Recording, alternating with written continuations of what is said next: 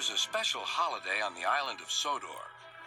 Bertie the bus was working harder than ever before. All the engines were busy too.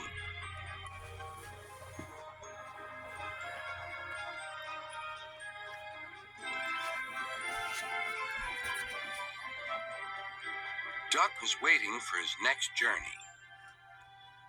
Near him stood a red bus, but he didn't look friendly like Bertie.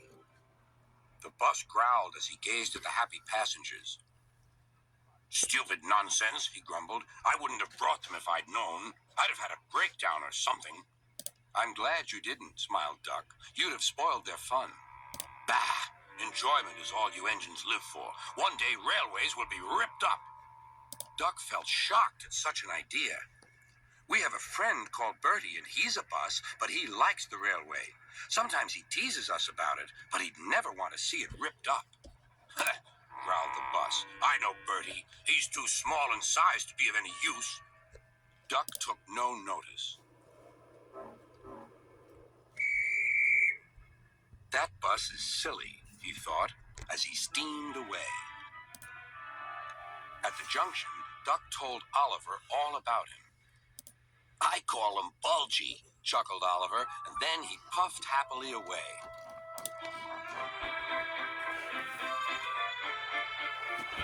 But that afternoon, when the two engines met again, Oliver was no longer laughing. "Bulgy's friend has come," he said.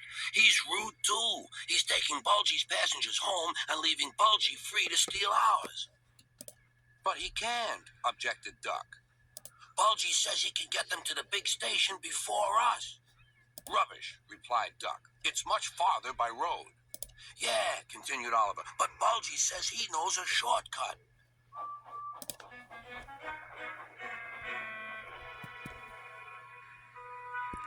That evening, the engines were preparing for the homeward rush. "Where are the passengers?" they wondered. "Look," shrilled Oliver. "Look at Bulgy. He's a mean scarlet deceiver." Bulgy was wearing a large sign saying railway bus. "Yeah, boo snubs," he jeered as he roared away. "Come on," puffed Duck to his coaches. "Let's see what he's up to."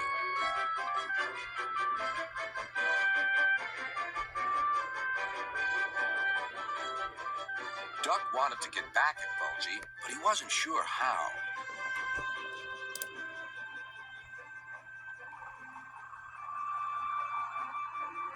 Then, in the distance, Duck saw a man waving a red flag. That meant danger. The line here crosses a narrow road. There was Bulgy, wedged firmly under the bridge. "So this was his shortcut," chuckled Duck. "He tricked us," shouted Bulgy's passengers. "He said he was a railway bus, but he wouldn't accept our return tickets. He wanted us to think railways are no good." Duck's crew examined the bridge. "It's risky, but we must help the passengers." "Passengers are urgent," agreed Duck. Duck slowly and carefully set off across the bridge. Bulgy wailed as he felt the bridge quiver. "Oh, oh!"